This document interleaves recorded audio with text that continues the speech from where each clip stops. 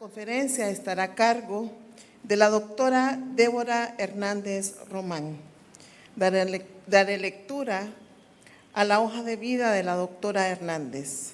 La doctora Débora Hernández Román, de nacionalidad estadounidense y residente en Puerto Rico, ha hecho estudios en licenciatura en literatura española e historia de la Universidad de Nueva York en Albany, maestría en español en la Universidad de Nueva York en Albany y un doctorado en filosofía con especialidad en lingüística hispánica en la Universidad de Puerto Rico en el recinto de Río de Piedras. La experiencia laboral de la doctora Hernández es la directora ejecutiva de desarrollo de pruebas y trabaja para la oficina del College Board en Puerto Rico y América Latina desde el año 2012. Su tesis en semántica cognitiva recibió el Premio de la Lingüística de la Academia Puertorriqueña de la Lengua. Está certificada en educación a distancia por Texas A&M.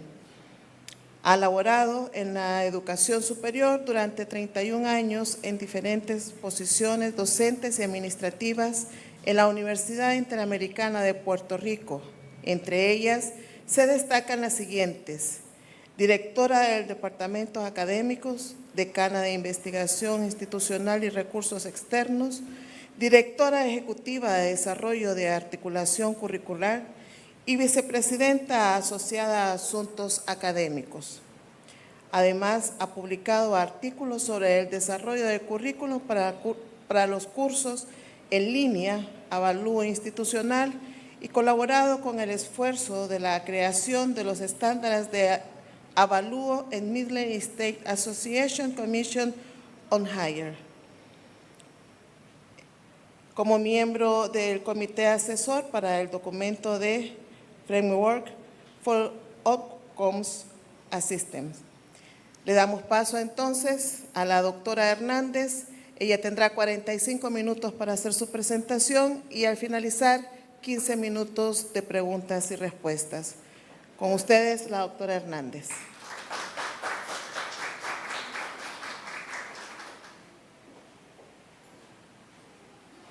Muy buenos días y agradezco muchísimo la gran amabilidad de invitarme en el día de hoy a deponer y estar junto a ustedes aquí en Honduras.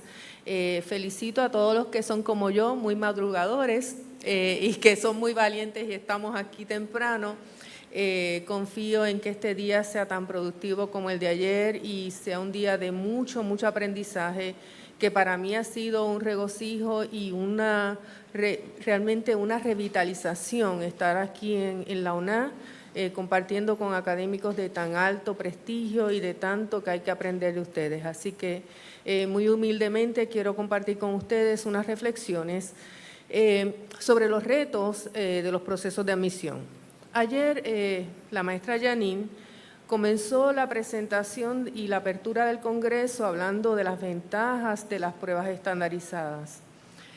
Durante el saludo protocolar, nuestra vicerrectora mencionaba la importancia de no tan solo saber las ventajas, que ya nosotros las podemos atesorar después de 14 años aquí en la UNA, sino que también teníamos que mirar los retos, y porque junto con las ventajas y los retos es que se hace la nueva política académica. Quiero contribuir a este diálogo dentro de la dimensión de los grandes desafíos de la educación superior.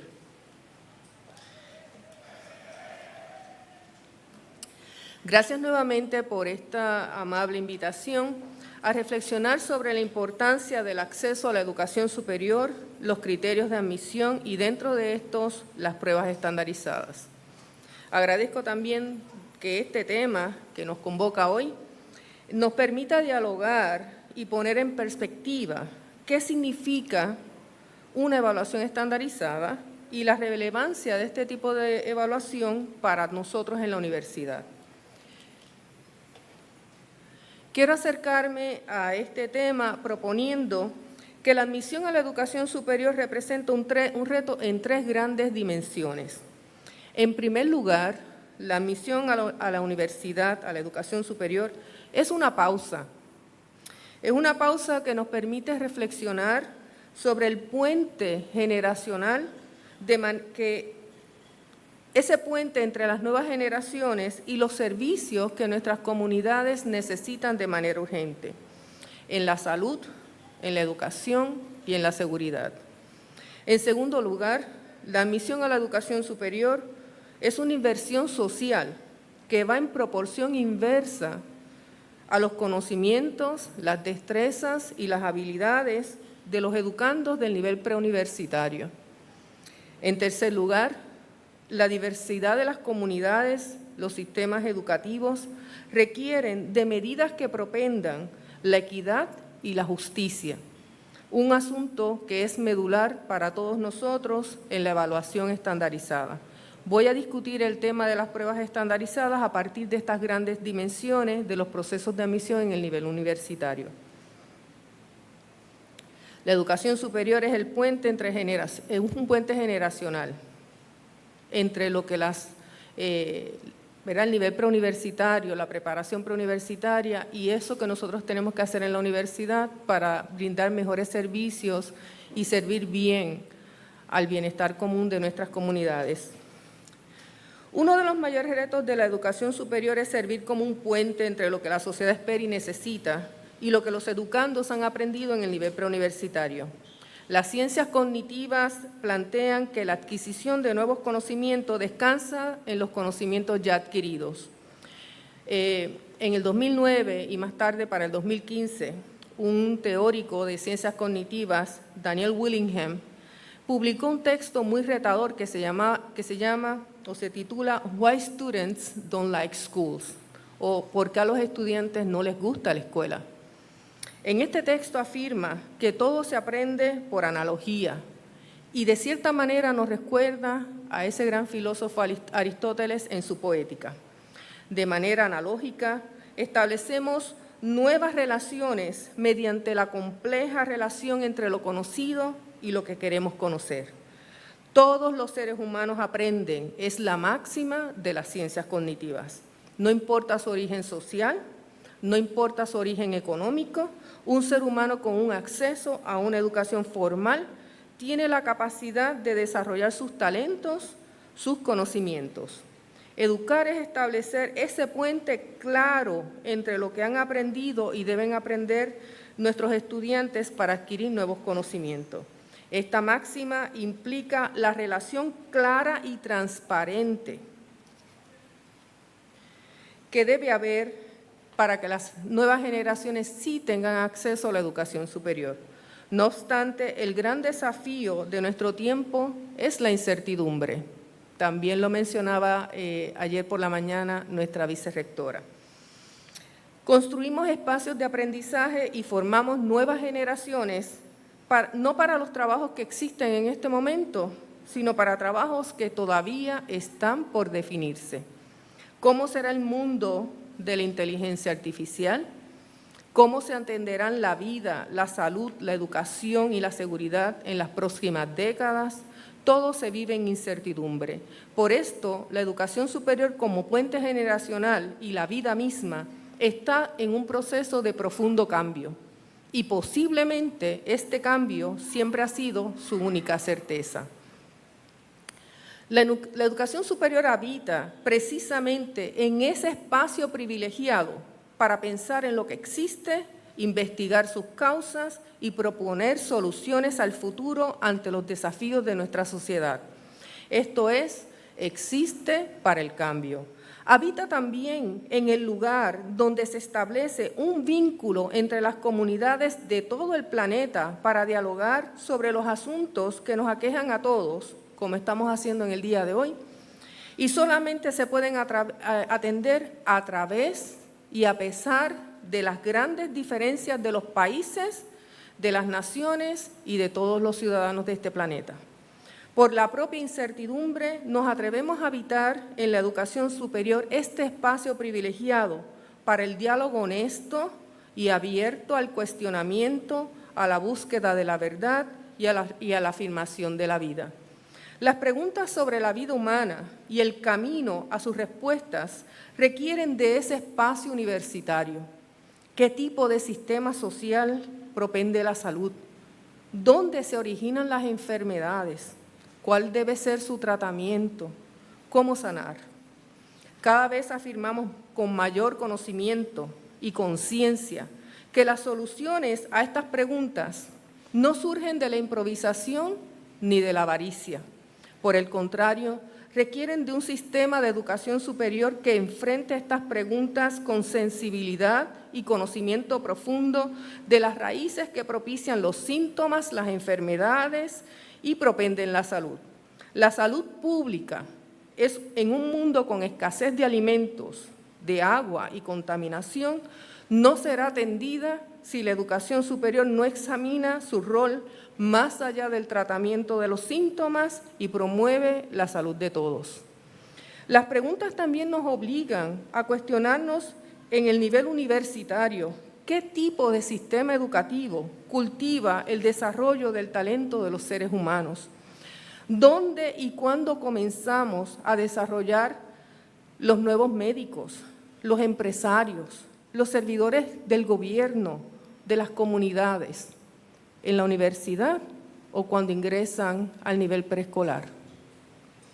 ¿Cómo se atienden las necesidades de las comunidades? ¿Cómo trascender de un sistema educativo fragmentado por materias, por disciplinas y por años de estudio hacia un sistema integrado que brinde experiencias de observación, de investigación y de solución de problemas que valide lo que los seres humanos hacemos por puro instinto, aprender?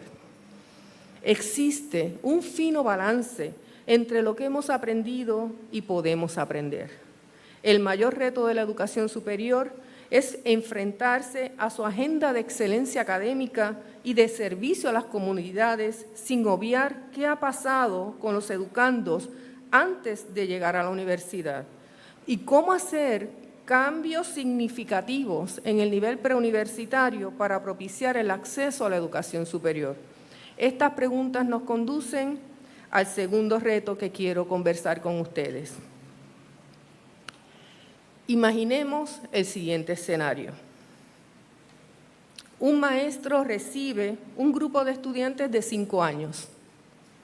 Todos saben leer y escribir su nombre. Leen y escriben las letras del alfabeto, cuentan hasta 100 y hasta pueden sumar y restar números enteros de 2 dígitos. Si el objetivo del maestro es enseñar a leer y escribir y a sumar, ¿qué ustedes creen? ¿Cuánto esfuerzo debe hacer este maestro para alcanzar sus objetivos y sus metas de trabajo en el año académico?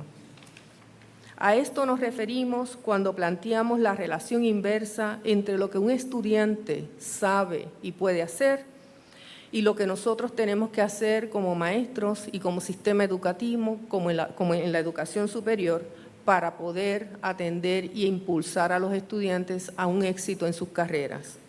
Esta relación entre el conocimiento previo y el esfuerzo de un maestro se da entre los grados, los distintos niveles educativos e impacta a todos nuestros sistemas educativos. Una de las tareas más urgentes de la educación superior es crear la pausa para la reflexión entre lo aprendido y lo que necesitamos aprender. Reitero esto porque este es nuestro mayor compromiso con nuestra comunidad. Para esto necesitamos una información común que nos permita conversar sobre el aprendizaje e incidir en los procesos de enseñanza y de aprendizaje de manera sistemática y continua. Necesitamos evaluar el aprendizaje no como el producto final de una materia, sino como el proceso de reflexión continua de las fortalezas y nuestras áreas de mejoramiento. Esto es, un proceso de reflexión donde los propios aprendices, no un sistema aparte, donde cada maestro y cada estudiante pueda tomar decisiones apropiadas sobre dónde está, qué sabe y cómo mejorar su aprendizaje. Este proceso de reflexión sobre el aprendizaje comienza con la pregunta de si podemos medir lo que no observamos. ¿Dónde reside el aprendizaje humano? ¿Cómo determinar si ha aprendido? A principios del siglo XX, Thorndike, un teórico de evaluación del aprendizaje, proponía la naturaleza, los propósitos y los métodos de la investigación para la educación de la siguiente manera, y voy a parafrasear a Thorndike de la siguiente manera. Todo lo que existe, existe en alguna proporción. Conocer esta proporción a profundidad requiere saber su cantidad y su calidad. La educación tiene como propósito conocer los cambios en los seres humanos. Ese cambio es la diferencia entre dos condiciones que los otros perciben por sus resultados. Las cosas que hace, las palabras que utiliza, su desempeño. Medir cualquiera de estos resultados implica definir su cantidad para que otras personas competentes puedan determinar su alcance y trascendencia de una mejor manera. Una medición apropiada significa que las personas competentes no tan solo determinan su alcance y trascendencia, sino que también precisan este alcance y trascendencia en la investigación, su registro, su utilización, toman decisiones a partir de la evaluación. Cierro la cita parafraseando a Thorndike. La evaluación y la medición del aprendizaje son tareas muy complejas y requieren de una continua investigación. Nos toca definir el aprendizaje esperado. A este aprendizaje esperado le asignamos una serie de símbolos, cantidades, propiedades o atributos, utilizando un sistema de reglas que pueda someterse a prueba empírica. Esto es, entre el aprendizaje definido y la medición, tiene que ser evidente que medimos lo que deseamos medir, el concepto de la validez, y que otros investigadores, otras personas que pasan por el mismo proceso, pueden llegar a las mismas conclusiones siguiendo nuestro proceso de análisis. Es confiable. Una prueba estandarizada es un proceso complejo que va desde su conceptualización, la creación del instrumento, la administración, la calificación hasta el informe de resultados. Si queremos conversar sobre el aprendizaje de los alumnos, nos tenemos que poner de acuerdo con el desarrollo de los criterios y procesos para evaluar su aprendizaje. La validez y la confiabilidad de los resultados de una evaluación del aprendizaje es mucho más que un requisito de investigación. Estos conceptos expresan el acuerdo social de equidad y de justicia en los sistemas de evaluación. A manera de ejemplo, proponemos que si se requiere, por ejemplo, la altura o la dimensión, para que una serie de camiones pasen debajo de un puente y traigan alimentos y medicamentos a una comunidad, más vale que la medida que utilizamos para los camiones y la altura del puente sea la misma para todos. Confiamos en que la escala sea precisa, confiable y válida, de tal manera que los camiones pasen y lleguen a la comunidad y no destruyan el puente o perdamos la carga. En este principio de saber dónde estamos, no podemos predecir el futuro de dónde estaremos. Es decir, una evaluación nos permite saber dónde estamos ahora. ¿Qué va a pasar al futuro? Es todavía muy impreciso, pero tenemos que saber dónde estamos. Porque si sabemos dónde estamos, podemos hacer ajustes apropiados a los procesos de enseñanza y de aprendizaje durante y antes de la evaluación, de la próxima evaluación. La evaluación del aprendizaje presume que la educación es producto de la interacción de nosotros como individuos. Mediante esta interacción se expresan o manifiestan estímulos que nos ayudan a producir una información útil sobre el aprendizaje de los educandos. Lo importante es definir esos atributos no observables directamente que se expresan en las preguntas y las respuestas en una sala de clase, los debates, los proyectos y los ejercicios de un examen. En cuanto a un examen, nos preguntamos, ¿cómo ponderar si los ejercicios en distintos exámenes miden lo mismo y podemos evaluar a los estudiantes de la misma manera? Cualquier docente puede afirmar que ante un mismo contenido existen diferencias en las poblaciones estudiantiles que se enfrentan a ese contenido en un mismo año o entre varios años. En la creación de los exámenes y las pruebas puede haber diferencias en la cantidad de ejercicios, ¿verdad?, cuando los creamos los maestros en la sala de clase, la proporción que le damos a los contenidos, la dificultad de los ejercicios y la calidad de lo que evaluamos. Si las respuestas a los ejercicios son una muestra del desempeño de los individuos, los procesos de estandarización de las pruebas son indispensables. Estos procesos de estandarización nos permiten investigar y validar si podemos hacer inferencias apropiadas del aprendizaje de nuestros estudiantes, minimizando al máximo las diferencias entre las poblaciones estudiantiles, la extensión de las pruebas, la proporción de contenidos, los niveles de dificultad de los ejercicios y la calidad de lo que evaluamos. De esta manera se logra esa pausa y reflexión común sobre el aprendizaje, ese fino balance entre lo que el alumno sabe y lo que debe saber en un futuro, de una manera abierta, en un diálogo honesto y transparente para toda la comunidad académica. ¿Cuál es el riesgo de no investigar de manera sistemática y continua la evaluación del aprendizaje? El mayor riesgo o reto es que exista un potencial en nuestros estudiantes que nunca vamos a explorar. Otro riesgo es que los alumnos se enfrenten a expectativas y exigencias de contenidos, destrezas y habilidades sin estar preparados para tener un buen desempeño. Ese desfase entre los aprendizajes de los niveles preuniversitario y universitario es un riesgo y un costo muy, muy alto para los sistemas educativos, para los estudiantes, para todas las naciones. Esta situación entre lo que se aprende antes del nivel superior y las expectativas del nivel superior tiene su mayor expresión en el tiempo y los recursos dedicados para aumentar la retención en el primer año de estudios universitarios, mantener la persistencia en las carreras universitarias y validar el perfil de los egresados con relación a las expectativas sociales sobre sus conocimientos, sus destrezas y sus actitudes. Por esto, mientras más exigen las carreras universitarias en cuanto a conocimientos, destrezas y habilidades, más demandantes son los procesos de admisión.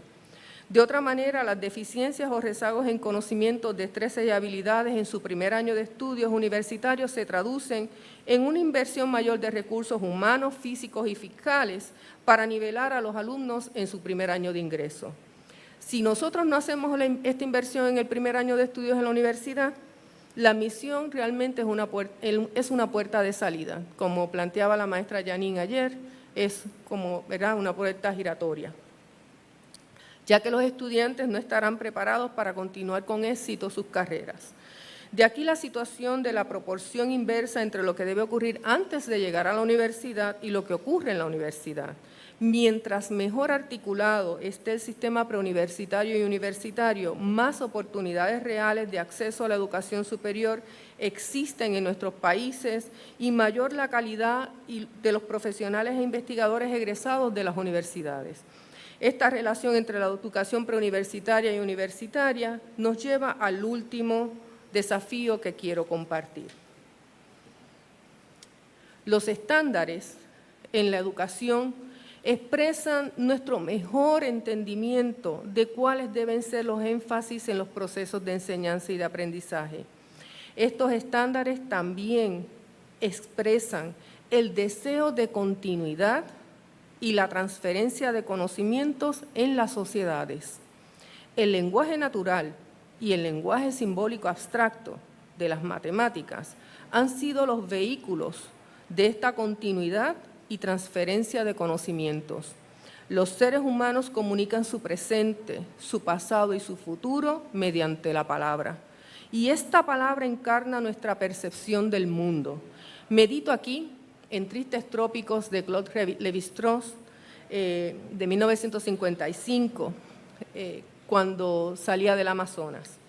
Y cito a Lévi-Strauss: cada lustro hacia atrás me permite preservar un hábito, ganar una fiesta, participar de una creencia suplementaria, pero conozco demasiado los textos para no saber que al retroceder un siglo renuncio al mismo tiempo a informaciones y curiosidades que enriquecen mi reflexión.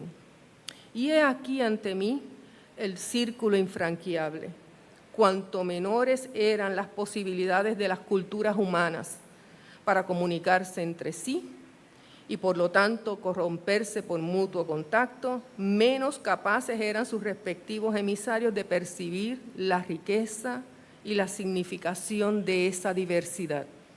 En fin de cuentas, soy prisionero de una alternativa, o antiguo viajero enfrentado a un prodigioso espectáculo del que nada o casi nada aprendería, o peor aún, me inspiraría quizá burla o repugnancia, o viajero moderno que corre tras los vestigios de una realidad desaparecida. De aquí a cientos de años, en este mismo lugar, otro viajero tan desesperado como yo llorará la desaparición de lo que hubiera podido ver y no he visto. Víctima de una doble invalidez. Todo lo que percibo me hiere y me reprocho sin cesar por no haber sabido mirar lo suficiente. No mirar lo suficiente o ver más y percibir menos es el gran desafío de la educación superior. Educar gentes para percibir la riqueza y la significación de la diversidad, la impostergable comunicación de todas las culturas humanas, el abrazo a lo diferente, lo disímil, lo desigual, que nos invita a la humildad ante el otro, reconociendo nuestros inevitables prejuicios. Mirar lo suficiente, ver más cuando lo que somos es producto de un pasado y las aspiraciones de un futuro. ¿Cómo mirar lo suficiente? La educación formal tiene dos grandes dimensiones para mirar lo suficiente: la lengua, que nos permite la comunicación, y las matemáticas. Entramos al mundo a través de la mirada atenta de nuestros padres y participamos del mundo mediante la palabra. No es casualidad que el aprendizaje formal incida en la palabra como instrumento de acceso al conocimiento y la cultura. Tampoco es casualidad que ese conocimiento y esa cultura acceda a una representación simbólica y abstracta que nos permita descubrir los patrones y producir universos de lo que experimentamos más allá de nuestros limitados sentidos. El razonamiento verbal o razonar utilizando la palabra privilegia la pausa y la reflexión de hasta dónde hemos llegado en nuestro acceso al conocimiento y la cultura. El razonamiento matemático o razonar utilizando las matemáticas nos permite avecinar un mirar lo suficiente, percibir más y mejor nuestro entorno y nuestra participación en la naturaleza de las cosas. Ante nosotros el reto de la educación superior, de conocer el desarrollo sistemático, paulatino y continuo de la palabra, los símbolos y las operaciones. Hemos podido transferir a las nuevas generaciones un conocimiento mediante un sistema de códigos, signos y metáforas. Ante la palabra, comprendemos sus múltiples significados y la capacidad infinita de crear nuevos significados, nuevas palabras, con el limitado código de vocales, consonantes, patrones y operaciones. Hemos desarrollado la capacidad de pensar mientras observamos, saber el propósito de nuestra mirada, evaluar lo que percibimos y ajustar nuestra mirada para percibir más, ver más y con menos prejuicios. Comparto con ustedes una insistencia del pintor puertorriqueño Antonio Martorell, quien plantea que la tarea más difícil de los seres humanos es aprender a ver. Para Martorell, hemos aprendido a ver a través de la mirada de los otros. Llegar a esta articulación de la difícil tarea de la mirada requiere dedicación, esfuerzo y un sistema educativo con una agenda explícita del desarrollo de un ser humano capaz de cuestionarse todo, con la sensibilidad de respetar la vida del otro, de la naturaleza toda. Volvemos aquí a la razón de un sistema de admisión en la educación superior, que nos permita ponderar el perfil de los estudiantes de nuevo ingreso, la importancia de tener múltiples medidas, además de una prueba estandarizada, que nos ayuden a propiciar el acceso a la universidad y a la vez abran el diálogo con el nivel preuniversitario. Ese primer año de estudios universitarios es un espacio de investigación sobre ese puente generacional y los servicios que nuestras comunidades necesitan, que nuestros investigadores tienen que tenerlo como una agenda abierta y continua. Ese perfil de nuevo ingreso nos permite valorar la inversión social en la universidad y lo que la universidad tiene que hacer responsablemente para ser más transparente y más explícito cuál es el nivel de conocimiento, destrezas y habilidades indispensables que el nivel preuniversitario tiene que propiciar para nuestros estudiantes. Mientras mayor sea ese consenso de los sistemas educativos, de los distintos niveles, sobre estas expectativas del aprendizaje y de la sociedad, mayor atención ante la diversidad de las comunidades y las experiencias que propicien mayor equidad y justicia en la educación superior. Muchas gracias.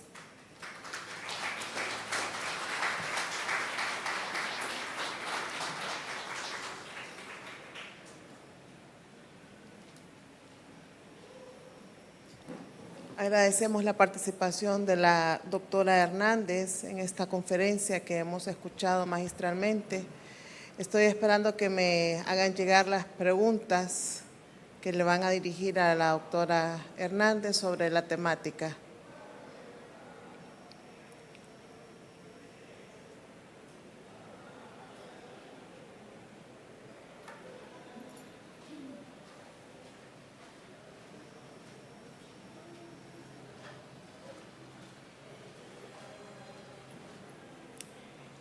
Doctora Hernández, le preguntan, según datos del College Board, ¿cuál es la nota promedio que obtienen los estudiantes en la PAA a nivel latinoamericano? Y la segunda, que está relacionada, dice, en Honduras se aprueba la PAA con 700 puntos. ¿Con cuántos se aprueba la PAA en otras universidades de la región? Muy buena pregunta. De hecho, esa primera pregunta, nosotros sí hacemos un informe comparativo de los resultados de la PAA en Puerto Rico, escuela pública, privada, en los distintos países, el sistema público y privado, y ofrecemos la información. Así que lo que voy a hacer a la persona que hizo esa primera parte de la pregunta, lo voy a dejar aquí en el sistema de admisión de la UNA, un informe comparativo para que pueda comparar los resultados. Con relación a la segunda pregunta, ¿cuál es el promedio que utiliza la UNAI y cuál es el promedio que utilizan otras universidades? Recuerden que una prueba estandarizada es solamente un ingrediente dentro del sistema de admisión y del perfil del estudiante de nuevo ingreso. Por esa razón es que nosotros cuando hablamos de la PAA, hablamos de una prueba que nos permite tener una información sobre cuál va a ser el desempeño de los estudiantes en el primer año de estudios universitarios. Eso está contextualizado en las instituciones, es decir, como bien planteó en la presentación anterior, una universidad que tiene un sistema de evaluación y admite a los estudiantes con un promedio de 700 puntos, y tiene los refuerzos administrativos y de recursos humanos físicos, la mentoría, el acompañamiento, los cursos de nivelación en el primer año de estudios. Seguramente va a tener el mismo desempeño de una universidad que acepta estudiantes con unos índices académicos muy, muy altos y no tiene esa inversión en el primer año de estudios. Así que no es la manera de nosotros acercarnos a la pregunta de la admisión, no es cuál es la puntuación de nuestra universidad, cuál es la puntuación de la otra, cuál es la puntuación de una carrera, sino cuál es la inversión que hace la universidad de manera sistemática y continua para hacer ese acomodo en el primer año de estudios, que los estudiantes tengan éxito en la universidad. Lo que sí les puedo compartir es que se ha hecho mucha investigación de que el primer año de estudios universitarios es indispensable para saber el éxito de un estudiante en una carrera. Se sabe que los estudiantes que se retienen en el primer año de estudios a pesar de los desafíos de los contenidos de la universidad, a pesar del ajuste emocional y humano que uno tiene que hacer porque uno entra a la vida adulta e independiente, a pesar de que muchos de nuestros estudiantes estudian y trabajan, tienen familias y cuidan incluso a sus padres.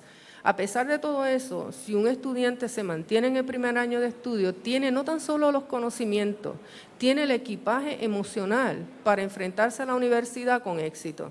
Así que por esa razón es que nosotros decimos que hacer un instrumento que ayude a la universidad a ponderar qué pasa en el primer año de estudio es tan importante, porque el primer año de estudio es un año no tan solo de conocimiento, es un ajuste a toda una vida académica, toda una vida distinta a lo que ha sido antes de la universidad. Y resumo. El asunto de la puntuación de nuestra universidad aquí en la UNAD no debe ser comparable ni con lo que hace el TEC de Monterrey, ni lo que hace la Universidad de Puerto Rico, ni lo que hace la Universidad Tecnológica de Panamá, porque nosotros hacemos investigaciones muy puntuales y específicas porque contextualizamos esa puntuación con lo que la universidad ofrece. Así que esa es la mejor manera de acercarnos a esta investigación sobre nuestro sistema de admisión aquí en Honduras. La siguiente pregunta dice, ¿cómo evitar que las pruebas de aptitud no se conviertan en estrategias de exclusión desde la percepción de la población? Sí, si algo quiero proponer a manera de diálogo abierto es que ese concepto de exclusión es como un síntoma que no es el problema real. El problema real es que no existe un conocimiento profundo de cuál es la expectativa de la universidad y un acuerdo, una articulación entre el sistema preuniversitario y universitario para que los estudiantes, después de estar 11 años estudiando, 12 años estudiando, se enfrenten a una prueba de admisión de razonamiento verbal y razonamiento matemático y puedan salir con ella con éxito. Es decir, poner el asunto en el sistema de admisión a la universidad es como exclusión, es un asunto que no es la manera de nosotros resolver el problema de lo que está pasando antes de llegar a la universidad. Yo creo que mi propuesta, ¿verdad? Y lo que quiero proponer en este diálogo del sistema de admisión es que tenemos que ser muchísimo más transparentes de cuáles son las expectativas de los conocimientos, las destrezas y las habilidades para tener éxitos en las carreras universitarias, divulgar apropiadamente cuál es el perfil del egresado de las carreras, qué necesitan saber los estudiantes para tener éxito en cada una de nuestras carreras, para que cuando conversemos con el nivel preuniversitario podamos hacer la pregunta que debe ser la siguiente: ¿qué estamos haciendo para preparar a los estudiantes para que puedan hacer, verdad? Que si tú quieres ser ingeniero, no sea que no tuviste la educación preuniversitaria que te impulsó y te brindó oportunidades para ser ingeniero, que si quieres ser médico lo mismo, o artista. La cuestión es ser explícito en la universidad con el perfil del egresado, qué es lo que esperan nuestras carreras, qué conocimientos son los requeridos y entonces hacer un diálogo más abierto, más de política educativa, que tiene que ocurrir aquí en Honduras y tiene que ocurrir, y nosotros estamos tratando de que ocurra de manera muy coherente y muy articulada en Puerto Rico también con nuestro sistema público, porque eso es la clave. No es hablar de que una prueba es una exclusión, es hablar de qué pasa antes de la universidad para que las pruebas sencillamente validen que estamos preparados y podemos enfrentar ese reto y vamos a tener éxito. Y sobre todo, como conversaba ayer, la universidad no existe para sí, la universidad existe porque tiene que darle un servicio a nuestras comunidades. Nosotros queremos formar médicos, queremos formar tecnólogos, queremos formar ingenieros que hagan un trabajo correcto y que de verdad cuando salgan de la universidad lo hagan bien para servir al prójimo. Así que es otro el diálogo de que nos tenemos que plantear sobre el asunto de la exclusión, que tiene que ver más con hacer más explícito lo que esperan las carreras universitarias y articular mejor el nivel universitario con la universidad, para que esa pregunta salga de nuestro diálogo y de nuestra conversación y comencemos a hacer acciones concretas para que los estudiantes sí tengan la preparación y tengan éxito. Muy bien, agradecemos la participación entonces de la doctora Hernández en esta conferencia que hemos aprendido mucho, todos me imagino, y le otorgamos un reconocimiento en nombre de la Universidad Nacional Autónoma de Honduras y la Dirección de Admisiones como expositora en esta conferencia, los retos de los procesos de admisión en la educación superior y la relevancia de las pruebas estandarizadas para el desarrollo del perfil del estudiante de nuevo ingreso. Muchísimas gracias, doctora Débora, por estar con nosotros.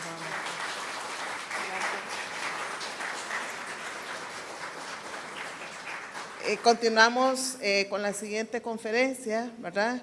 Así que les pedimos a ustedes que vayan a sellar su hojita. Ya sabemos que ese es un tema que los tiene ahorita.